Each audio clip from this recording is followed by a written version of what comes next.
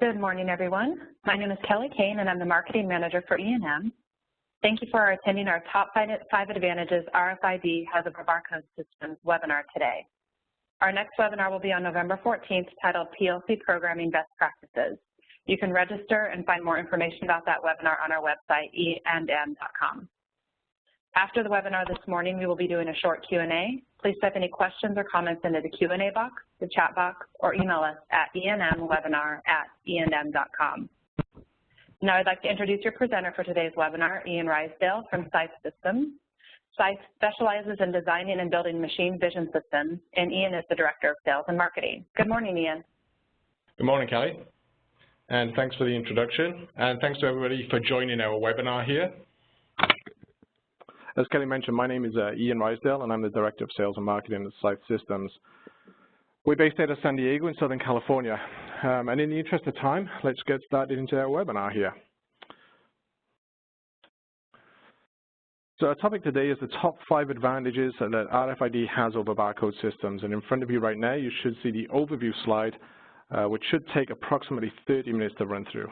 Before I get into those top 5 advantages, I thought it would be beneficial to just briefly review the technologies and system varieties that we'll be discussing this morning. Therefore, you can see I've included 2 slides that describe the variations in different technologies that are used in a typical barcode system. That's slide 1A and B. Then in slide 2, I have a couple of slides that, in the same fashion, describe the variations in different technologies used in a typical RFID system, so we can compare those two. And then reviewing those technologies, that should leave us at a good point to segue nicely into the main purpose of the presentation here, which is those top 5 advantages. So I have 1 slide for each of those advantages. And in the interest of fairness and balance, I want to include 1 slide on the disadvantages of an RFID system. And I thought it would also be beneficial to try to put those advantages into some real-life applications. So I have a slide for that as well, the applications and industries where RFID is a really good fit. And finally, then I have a slide at the end, which is a summary and a recap of everything that we learned through the presentation. So without delay, let's move forward. Okay, so slide 1, barcode variations. So let's start out here with the leftmost graphic, which is the most basic of barcodes, the 1D barcode. And let me briefly, just very briefly, digress into the history or the origins of the barcode. The original barcode dates all the way back to the mid-60s when they were developed for the identification of railroad cars, actually. And in the early 70s, that was when the grocery store, the industry formed a committee to standardize all product identification. And this became known as the Universal Product Code. And at that point, that's when barcodes were adopted, so not developed for, but adopted by the grocery store industry. And that's when barcodes really became a commercial success, when they were adopted by that industry. And then ever so slightly further digression here, if you like, if you're a history buff, the first ever barcode ever read in a grocery store was on June 26, 1974 in Troy, Ohio for a 67-cent 10-pack of Wrigley gum. And that gum is actually in the Smithsonian to this very day. But let me get back to the barcode technologies here. As you can see on the leftmost graphic, there are 5 or 6 different types of 1D barcode. And the varieties are based on a few different factors. The geographic adoption, so there's different standards and codes depending on where you are. There's EAN versus UPC, and here in the US we use mostly UPC. And there's also size variations, so we can see 8 characters versus 13 characters. And that's typically determined by the available physical space on a product, you know, the 8 versus 13, one of them is going to take up more space. All the barcodes can contain a checksum, which on a 1D barcode is typically the rightmost digit. And the main drawbacks of a 1D barcode, even compared to 2D, is that it can only be read horizontally, and it's limited, as we just mentioned, 8 or 13 characters. So you can only get so much information into those limited characters. Now, if we move across to the right side graphic, we've got 2D barcodes. These were developed in the 1990s, and they really rose to prominence in the early 2000s, at the beginning in Japan, actually. And it was the convergence of smartphones, and you know, they were really responsible for the rapid adoption and growth of the 2D barcodes. And when you think about it, you know, a smartphone has a camera, the ability to store and execute complex software commands and algorithms, and it has a browser and connectivity to the internet. So all of those 3 or 4 things together was really like a perfect storm. And that really what was needed for something graphical that could hold more than 13 characters. So, step up the 2D barcode. And some of the advantages that the 2D barcode has over 1D, when we compare those two, the 2D barcode, they can be read in any orientation, whereas we just talked that the 1D can only be read horizontally. There's built-in redundancy into a 2D barcode. This is something called ECC, or error code correction. So you have that built into a 2D barcode. So what that means is that if a 1D barcode degrades, you might not be able to read it, but a 2D, because of that built-in redundancy, you can get as much as 40% of a 2D code that can be degraded or even partially missing, yet you should still get a successful read on a 2D barcode. And also you can get a lot more data. We talked about 8 or 13 characters of data within a 1D barcode, and you can get 2 kilobytes of data, or 2,048 characters, into a 2D barcode. So there are lots of applications here. We can say smartphones really was a good kind of driver for those for 2D barcodes, and we see them everywhere. We call them QR codes, that kind of stuff. And you can do things like add contacts, or the algorithms to go to websites, and those are really good applications for 2D. But because they're still embryonic, some of the drawbacks here is that it's not as mature as 1D, and there are still some competing standards. We just talked QR code, Aztec. There's a Microsoft tag up on here, and the industry is still pushing its way forward to understand what 2D barcodes can do with the more data, with the better orientation, more reliability, and marketing is playing a role in that as well. As you can see, some of those rightmost graphics, actually look more like patterns than they do just a black on white barcode. So marketing is also adopting this to say, well, what can I put in my barcode as a marketing execution? So let me quickly touch on the technology used in barcode. Excuse me.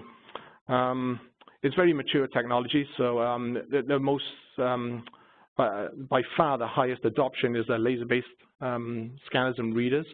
They measure the reflectivity of the laser line that comes back from a barcode. So you have black and white, and the black lines are going to get absorbed, and one of the other ones are going to get reflected back to the reader, and that's how a barcode works. So it's very mature technology. CCD readers, they measure the emitted ambient light received across the sensor, and you can get camera-based ones, which they do a little bit different. They acquire the image, so snap the image using the camera, just shutter the shutter lens there. And then they have some software algorithms to, that reads the barcode. So it's a little bit different than the reflectivity of the laser scanner, but it's basically still using the black-white contrast that's received back at the sensor for determining the content of a barcode, and that's the technology that's used. And we see at the bottom there, the barcode typically has that checksum digit, and the 2D has the error code correction built into it.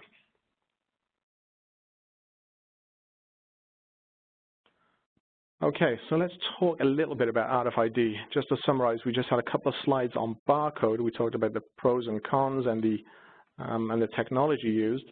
And within RFID, there are 2 main types of RFID, and then there are 3 subsets. So you can get passive or active, and we can see there the rightmost graphic explains that we have a passive or active, and there's actually a semi-passive thing, but for the most part, we have passive or active.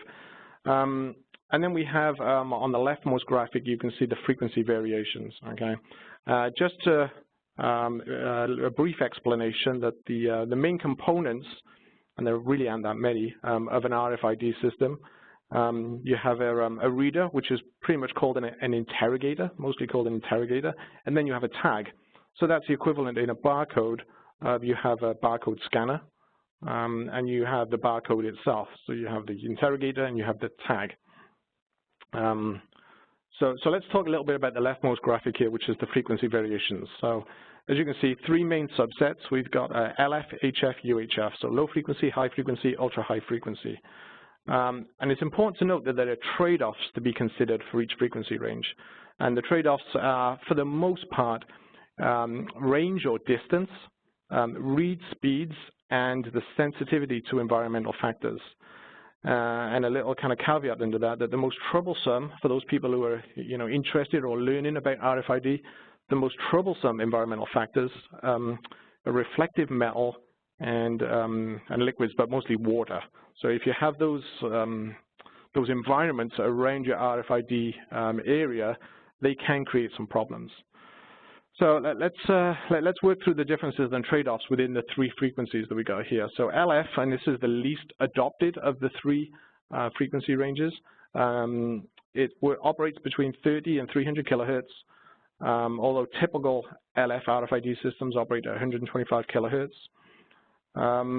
And the range is around about 10 centimeters. So the previous comment I made is there's some trade-offs between the range or the distance, the read speeds, and sensitivity to the environment. So we can see here it's a short range up to 10 centimeters, very comparable to RFID, to barcode actually. It has slower read rates than high frequency RFID systems. So there we can see the trade-off as well. But the upside of an LF system is that it's very robust and it's able to withstand RF interference as well, which is another area that RFID considerations need to be made. So if there are competing RFID technologies or RF signals in the area, it can interfere with things, and the LF system is the most reliable and robust to protect itself against that.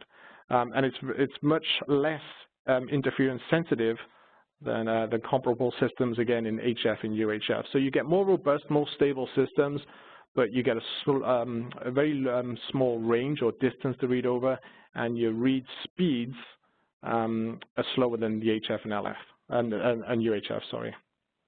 So on HF, we've got the frequency range is 3 to 30 megahertz. Most HF RFID systems, they operate at 13.56 megahertz. And the range reads, or the distances, between 10 centimeters and a meter. You know, we're in the middle ground here with the HF system. They experience a moderate sensitivity to interference and modest read rates. So you can see the trade-offs. You're in the middle ground with an HF system.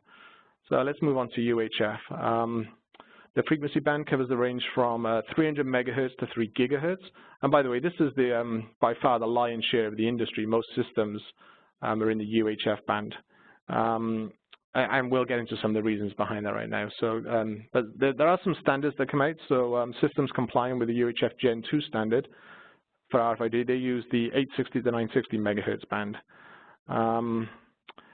The UHF Gen 2 RFID systems in most countries, they operate between 900 and 915 megahertz. Now, the read range of a passive UHF system can be as long as 12 meters. Okay, and active systems, and we'll get into those on the next slide, I think, they can successfully read distances above 100 meters. So you can see at UHF, you got really big distances if you're in passive or active, but active above 100 meters. They have the fastest read rates. However, so some of the downsides here, the UHF RFID is most sensitive to interference. Now, RFID tag manufacturers recognize this, and they're working hard to try to stabilize the interference issue. But what it results in then, you know, they put more R&D work into this, and the cost of the tag goes up. And then on an RFID system, it's not really the cost of the upfront cost of the interrogators, it's really the ongoing cost of the tags that's a factor to be considered. So, you know, they're trying to counterbalance the interference or the stability issue, but then the cost of the tag goes up. But as I mentioned, the bulk of new RFID projects are using UHF, and it's the fastest growing segment in the market. So let's quickly on to the next slide talk about the active versus passive. And there's a little kind of matrix there that you can see on the right. So active RFID uses an internal power source within the tag to continuously power the tag, although it can go into a sleep mode, and it can you can program it to wake up if there was a time that you wanted to do something. But passive RFID, that relies on something called, it relies on the RF energy that's transferred from the reader to the tag to power the tag. It's called a backscatter reflectivity technology. So within active, usually the power source is a battery. And active RFID systems, they typically operate in the UHF band, we mentioned on the previous slide. They can offer ranges up to 100 meters. We talked about that as well. In general, the active tags are used over long distances. And there are two main types of active tags. There's transponders and there are beacons. So even within, you've got, you know, we talked about different frequencies, LF, HF, UHF, then we've talked about different kinds of technologies, active versus passive, and now we're in active, so with UHF, active, and even when they're there, then you've got either transponders, and these are the things that get woken up when they receive a radio signal from a reader, and then they power on by transmitting the signal back. Because the transponders do not actively radiate the radio waves until they receive a signal, they conserve their battery life. So that's how they work. And then the beacons operate in the perimeter areas with the same way as really cell phone towers operate across countries, that kind of stuff. So we can see within RFID, we've got a lot of variations, and it's really important to understand your application, understand your environment, understand your read rates, understand your distances before you really embark upon selecting the right kind of system that you're going to use if you're going to take on RFID.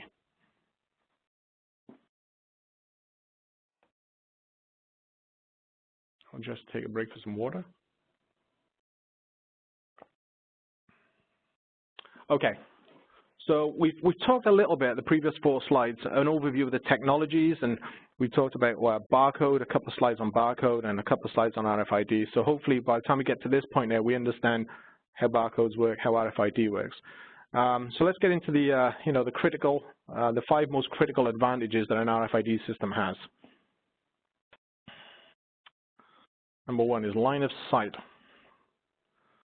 So I'm sure we're all familiar with barcode systems. We have a picture there on the top. If not, that's a 2D barcode on some kind of, looks like a biotech vial.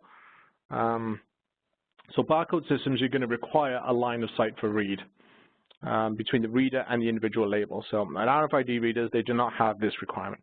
The requirement for line of sight manifests itself in really many disadvantaged ways. We can see from these images up here that any kind of bottling product would need the orientation to present the barcode label to the printer.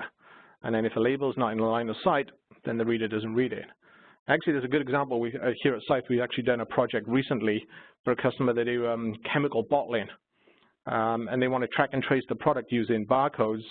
And when the customer is looking to try to introduce more automation for this, there's a significant investment in automation to rotate the bottles on the conveyor to try to be able to read those labels as it comes past the barcode reader. So the customer eventually looked at RFID, and it was a more cost-effective way really of identifying the product. So now the customer, they removed the barcode and replaced the RFID on the legacy conveyor, and what happens now is they place a self-adhesive disposable RFID tag on each bottle, and then irrespective of the orientation, as it comes through the RFID area, then it's automatically read by the system. It doesn't need that line of sight, and so the orientation of that bottle as it comes in the conveyor line doesn't really matter anymore.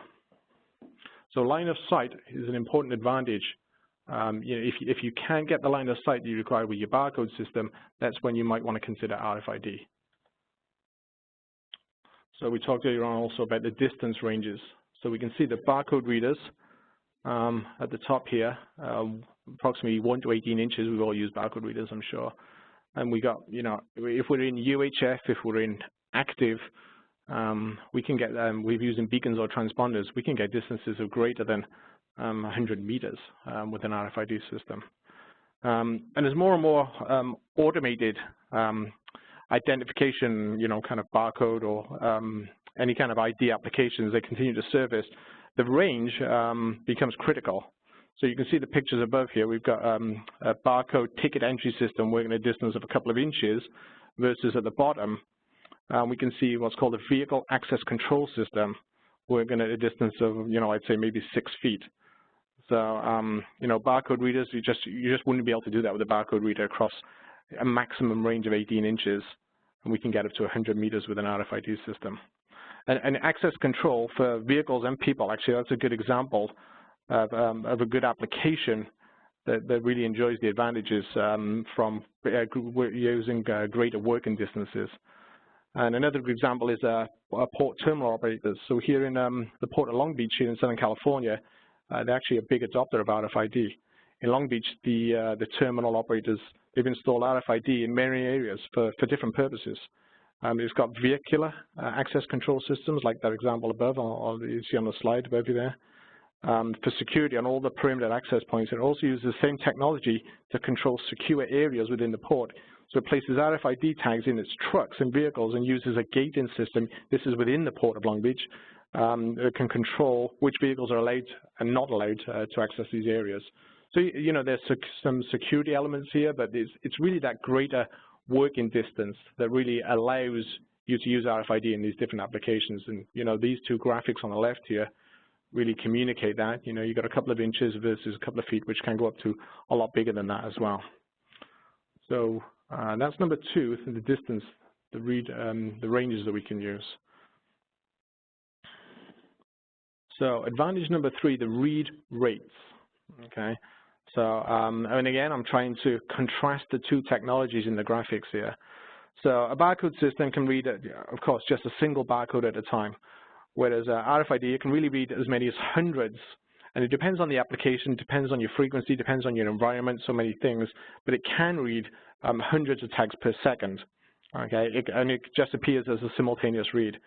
And a good industry, actually, that takes advantage of that, and that's my graphic here, is the warehouse and logistics industry. Where the read rates can dramatically improve, and also it can take out human error out of the system as well. So the example above here shows a difference in a warehouse environment where a pallet of boxes are being individually hand barcode scanned versus a pallet of RFID tagged components being automatically RFID scanned in transit through a kind of what's called an RFID tunnel here. And really, this RFID process is only possible as a result of the capabilities of the technology. In fact, really, this is a good example of the accumulative effect of all the 3 advantages we've discussed so far. If you think that the content on the pallet, it doesn't need line of sight. That's advantage number 1. It's being read over large distances, or at least bigger than what a barcode could do. That's advantage number 2. And it's able to read the entire, if that pallet is RFID tagged on individual boxes, then there might be 100 boxes on there, and it's reading all those as they come through. So in a second or 2, it's able to read all of those things. But there's even more than that, actually. If you think about the possibilities and efficiency savings, even in this bottom graphic, there are no additional process steps here, right? So that's another saving, actually, as well. Because this forklift's probably taking this pallet to the shipping bay for dispatch anyhow. So it would be passing through this area, and really with RFID, it can read, and then inventory management or ERP system, it can automatically adjust the stock levels. So you can see it's doing more than just the convenience or the read rate or the line of sight. You know, it's the back end things that also get that also really enjoy some of the benefits here as well. So when you contrast back to the top barcode graphic, you know, you can get a feel for, okay, yeah, this can really be a big advantage for me over time, cost savings over time alone. So the read rates there, that's number 3.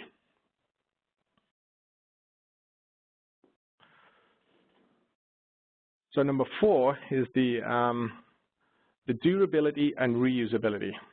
So the rugged durability of RFID tags, that creates a distinct advantage over the, I want to say, the susceptibility or the potential for damage of a printed barcode label.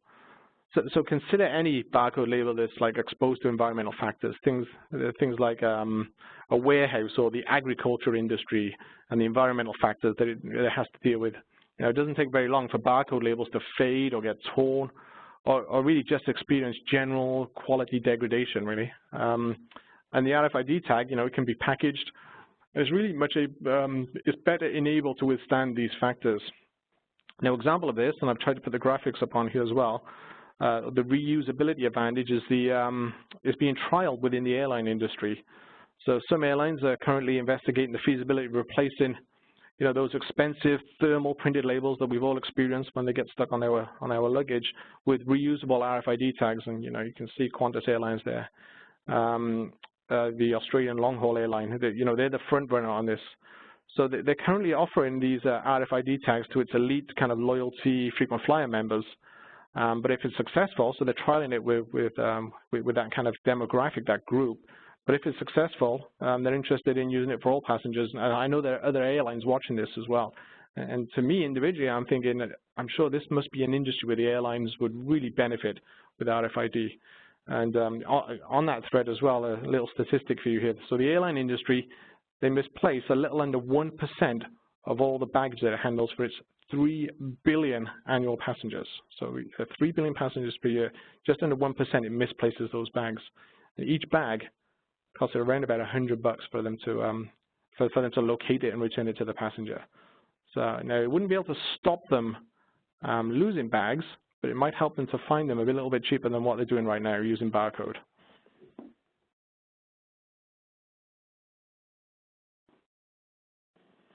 So number 5 is the ability to be able to write as well as read. So in manufacturing, really the ability to rewrite data to an RFID tag, I mean, that's a really valuable feature. For example, in automobile manufacturing, the industry, so RFID tags are rewritten at the successful completion of each process stage. And this provides quality assurance and correct assembly information data to the downstream assembly line, as well as providing in real time information to the plant management team on the current status of the assembly line. So as for example, an engine or a vehicle that's being assembled comes down a production line, the tag is the information in the tag is rewritten to say the last stage was completed and the next stage is now in process. So being able to rewrite that information onto that tag and using the same tag is real valuable for the manufacturing industry. And another industry really that benefits from that, so to be the ability to be able to rewrite to a tag, is the retail industry. So let's think about it. A store that stocks products from many different manufacturers, it has what's called harmonization issues with a single-use ID system. So with an RFID system, retailers are able to standardize the required codes, and its manufacturers then are able to easily rewrite the information to the stock items with very minimal expense. It's not zero, but it's a lot cheaper than the harmonization issues they have with a one-time use barcode system.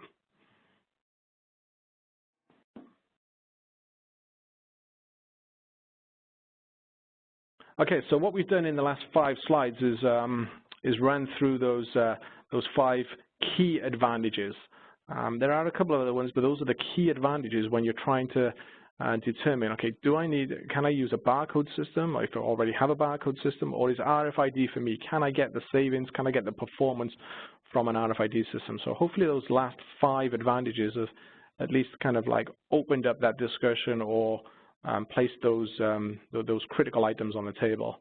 But there is a little bit of downside, and RFID is not for everyone, and sometimes barcode might be the best thing. But let's look at some of the disadvantages of RFID. So cost, of course, right? So it's always a factor in everything.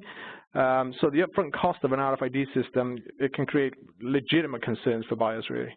Some of the advantages already discussed in the presentation should be considered to look at the bigger picture. For example, an RFID reader can cost several thousands of dollars, and the cost of the tags, depending on active versus passive and reusable versus disposable, can also add up. However, what's important to measure is the return on investment. There are a lot of factors that feed into the ROI, but the best scenarios, ROI could be measured in months on some of these. So the cost is a factor, and you really need to put it into the context of how am I going to use RFID. So there are upfront costs to be considered for an RFID system, and the ongoing cost of the RFID tags as well. And another potential disadvantage is the potential for what's called RF collision, interference as well. So interference or collision, it's usually the result of a poorly installed system. However, there are scenarios where RFID might not be applicable, as you might have legacy RF equipment in the same range as a system, and that can cause interference. And RF collision actually can also be self-induced from a poorly installed system. And this is when you get different RFID systems and you have the overlapping range, and that will cause kind of collision of signals. So there is some disadvantages there. Some of them might be legacy, or some of them might be just self-induced when you install them, but there is some potential. You do get some environmental factors, or you get some collision factors. So these are the 2 most important things to look at if you're looking for the downsides of RFID when you're doing your kind of cost-benefit analysis of RFID versus barcode. Okay, so I have one slide here just on some of the applications of RFID. But let me just summarize what I discussed so far. We talked about the different technologies, different barcode and RFID systems. Then we went over those 5 main advantages about RFID as a barcode, and we discussed some of those disadvantages for the experience. But let me just get into some of these, what I think are really good applications for RFID. So the first one there, inventory management, and we talked a little bit about it on, I think it was 2 or 3 slides ago, the read-write, which is the retail sector. But inventory management, so this section could include anything really from retail, point-of-sale, warehousing, but it's especially well suited for FMCGs, fast-moving consumer goods industries, because it allows for real-time data of stock levels, and it can include information such as perishable expiration dates, which is especially critical in, for example, food and beverage or pharmaceutical industries. Those things are critical. Now, a well-implemented real-time RFID inventory control system, it can also contribute to customer reduced lead times as well. If you know where everything is, just think about it. How much of it you have and when it expires, then you can create some advantages there for your company, and that's within inventory management there. The second application here is shipping and logistics. And we talked a little bit about the Port of Long Beach. So the ports and the shipping container industry, they've actually been a long-time user and early adopter of RFID. And really, it's now an innovator. It's using RFID in, ever increasing in different applications. So the industry started out using basic passive RFID for security and access control, but it's now using active RFID for many applications. This includes, again, real-time asset tracking of process equipment and containers, safety applications for protection of people, and hard assets. If you ever spent any time in a shipping container, you'll know of all the hazards that are around there, and it's loud, and there's a lot of things moving around, and a lot of things beeping and everything else. So RFID is actually being used in some of those applications as well as security, access control we talked about, of vehicles into ports, and prohibiting certain areas or zoning off certain areas using RFID. So shipping and logistics is a good application or good industry using RFID. The next one here is farming and agriculture. So now most people have seen the RFID in action, typically on an external tag on the ears of livestock, like I've got the image up here of sheep and cows. But there are alternatives to these tags with what's called injectable tags. These are passive injectable tags that are the size of a grain of rice. Actually, we probably would have heard about them in our everyday lives because it's the same device that we talk about with a microchipped dog or a cat that you might own. Now, for example, an RFID label system, this is how farming and agriculture is adopting RFID in other areas. RFID label systems are mounted to the back of harvesting equipment. So if you think about this, a combine harvester in a field or something like that. So as the hay bales are leaving the tractor, a thin RFID tag is wrapped around one of the twines holding the hay together. On this tag, what can you get on this tag? All of the data essential for the farmer is stored. So, and then if you think about all the information that's within that tag, then with either a handheld or a tractor-mounted reader, anyone can see data such as which field the hay came from, on what date it was harvested, the average and high moisture levels, temperature, weight, latitude. I mean, a load of information can be embedded within that RFID tag that's automatically applied to that bay hill that's then sitting out in the field. So outside of that, a kind of almost iconic image of the sheep there with the RFID tags on the ears, and we talked about the injectable tags. There's also other areas just in agriculture as well. The next one is asset tracking. And really, we've talked about asset tracking in the previous one, if we consider, sheep and cows and hay, the assets of the agriculture industry.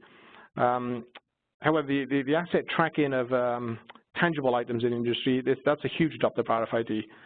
So we can look here, the above example cite the tracking of mobile IT assets, as well as fleet vehicle tracking.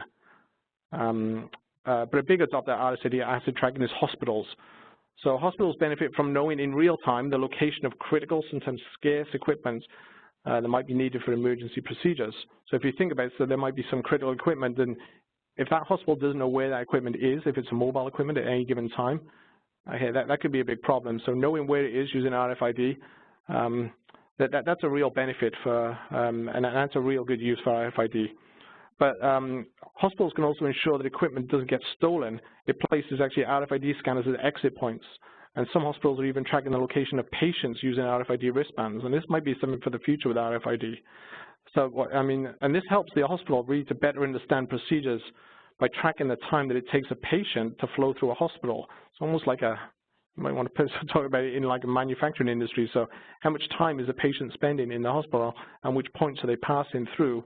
And, you know, they can better understand their wait times and their touch points within a hospital as well. So all that really comes under the asset tracking header. And then we talked about a little bit on a previous slide, but access control. And under access control, we could call it a gate control, an RFID technology. It's really rapidly growing, and we've all experienced these things now. We take them for granted. We drive up somewhere and the barrier lifts up. Again, this is a really good use for RFID technology. And an area where it can provide significant advantages on this vehicle access control, cars, trucks, or other vehicles, even forklifts in a warehouse environment. They can all be tagged with passive RFID transmitters. And then if there are restricted areas or a parking lot entrance is approached, the reader accesses the tag. If the vehicle is authorized, the gate opens, it's allowed to pass.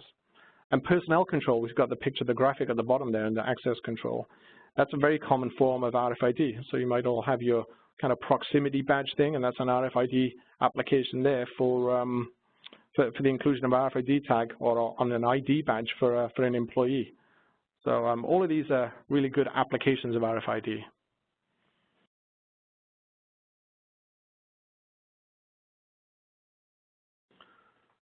So let me just move on to a quick summary here. We've actually talked a little bit about Barcode. So we have let's look at some of the advantages and disadvantages. So Barcode has a rich legacy. It's a mature technology. It's proven and is well adopted. Some of the downsides of Barcode, it's limited to 13 characters. Some of them are 8. It easily degrades, and that causes read failures. And if we look at 2D barcodes, okay. So some of the upsides of a 2D barcode, it can be read in any orientation. It holds more data, 2 kilobytes of data, and it has error code correction, which means that it slightly overcomes the degrading part of the barcode. It still requires line of sight.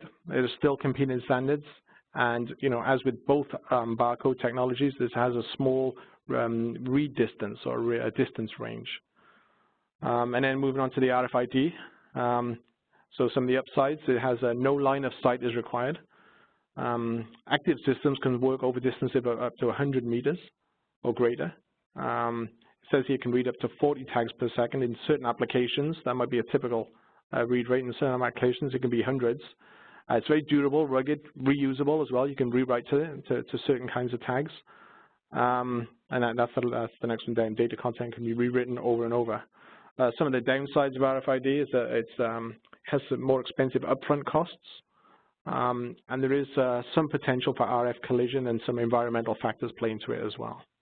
So that's a quick summary there of what we've talked about over the last few slides. And that brings me to the end of the presentation. Great, thank you, Ian. That's very good information. Thank you for your time on this. So if you have any questions, you can feel free to type them into the Q&A box or the chat box you should see on your screen. And we do have a few questions that have come in. The first one is, we are a medium-sized manufacturing company, and our challenge has always been how and when does this decision to switch to RFID become the right one? Could you repeat the question, please, Kelly? Sure. We are a medium-sized manufacturing company, and our challenge has always been how and when does the decision to switch to RFID become the right one? Okay.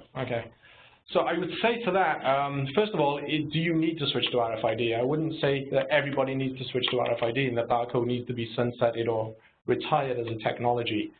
We talked in the presentation here about having the 5 main advantages. So if you're looking at the switch to RFID, then you need to be able to justify that it's going to give you something that barcode is not going to be giving you. So, it might be, well, I need line of sight and it's expensive for me to get the line of sight, or it might be, okay, I'm moving my manufacturing area around, which means I need greater read distances, or I'm doing lots. I'm just running through now the advantages that we've just run over in the PowerPoint. So if you can justify that this technology, RFID, is going to give me something more than barcode is giving me, then that should be your driver for saying, okay, now I'm ready to do this. If it's really just, well, I think barcode is just an old technology and now I need to use RFID, that's not really the driver for going to RFID. The real driver for going to RFID is that I need something that barcode is not giving me, and RFID will give me that. and then you can do your ROI analysis on the upfront costs of an RFID system versus keeping your legacy barcode system if you're able to do that. And I'd say that would be the first kind of calculation or first decision to make to arrive at the final decision of, yes, RFID is the right move for me. Okay, great. The next one we have is, we have all the infrastructure in place to use barcodes. Isn't it always too expensive to change to RFID? Okay, yeah, actually, so I guess that was a little bit of a theme here through the PowerPoint. It can be expensive. You know, if I to throw out a couple of numbers, an RFID interrogator could be, a single RFID interrogator could be as much as $5,000. Tags are in the pennies per tag, but it depends on how many you're using. So it can be expensive, and again, it's actually in a similar kind of question to the last one we had about when is the right time for me to switch. It's really understanding what your ROI is going to be. Okay, what am I going to get back from this? So the short answer to the question is yes, there are going to be some upfront costs to make a switch from traditional barcode into RFID. But hopefully you're making that switch because RFID is going to give you something more than what barcode is not giving you right now. And that's where your focus point becomes on, okay, let me focus on the benefits or the increased features that I'm going to get from RFID, and let me calculate my ROI based on that. Okay, great. So those are the two questions that have come in. So Ian, I want to thank you for your time, and I want to thank everyone for joining. If anyone would like to review a portion of this webinar, a recording will be available on our website, EandM.com, later this afternoon. Also, if you think of any questions after this webinar, feel free to email us at EandMwebinar@EandM.com. Thank you, everyone, for attending, and have a great weekend. Thank you. Good job.